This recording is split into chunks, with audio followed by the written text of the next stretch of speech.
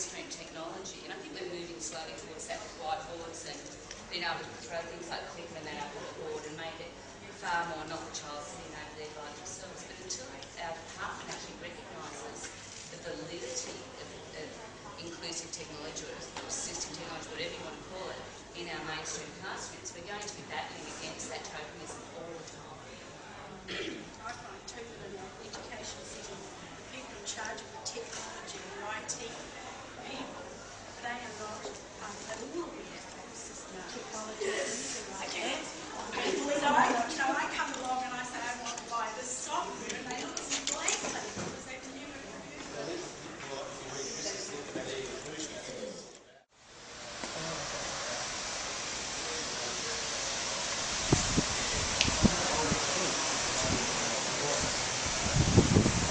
Kieran eating again.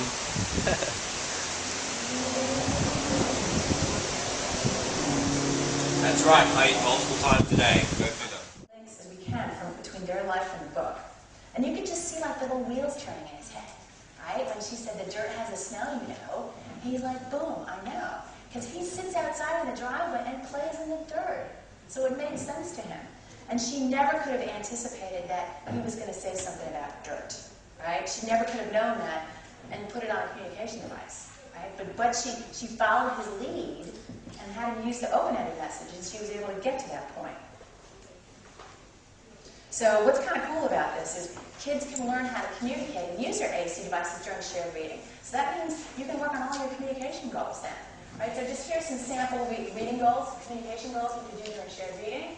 So like during shared reading, students will use a communication system to make 4 more requests or protests with, you know, level of countdown 3 out of 5 days. Or during shared reading, students will use their communication system to ask a question. Right? So you can totally work on communication.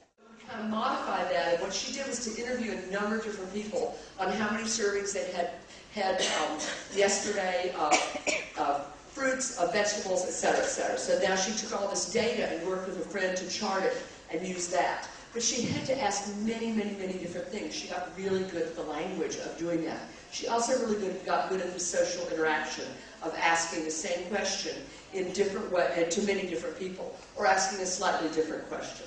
So in that social interaction, we see that the parts of a conversation are in microcosm. We have the attention getter. Excuse me.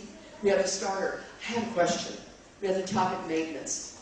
With the next starter, you know, how many servings of fruit did you have yesterday? Wow, that's so helpful. Thanks. That's just that little topic maintenance, and then my closing. Oh man, I gotta go. See you later. Those types of things, and it might. Program to do. That means that book you've worked for hours on, because you tend to initially start off making really simple books. The longer you play with the program, the more complex and more beautiful books become. At least this way you get to recycle it and lots of people get to use it. Okay, so we'll move on. Yeah. We have a Braille copy. We actually work quite closely in conjunction with our student support. We work quite closely with the vision teachers. I used to be a vision teacher, so tactiles and Braille are always on the menu, large print.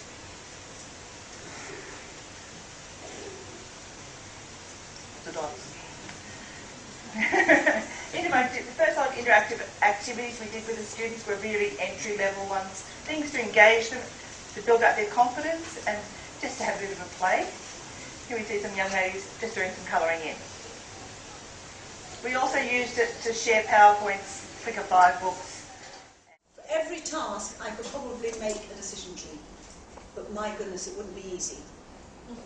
And how many of us have one task to do in a class? Would it be better in that case to use a program like Rationale?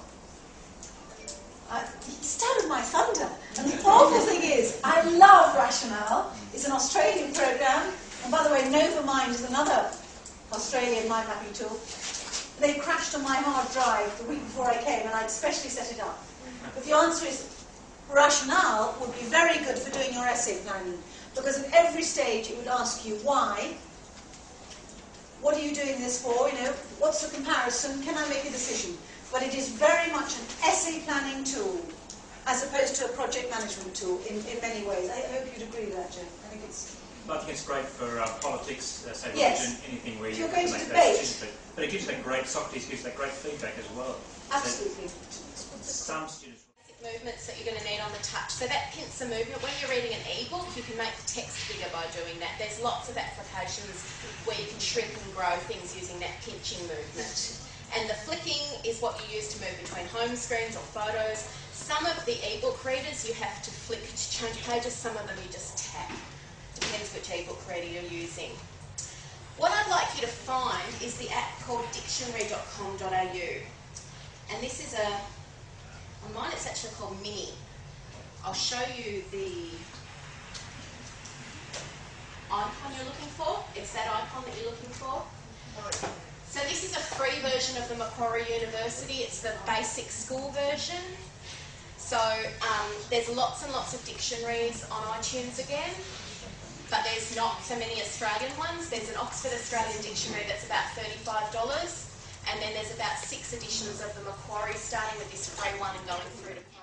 As I don't want to risk corruption, my experience with Facebook and the need to be careful about giving out too much personal information.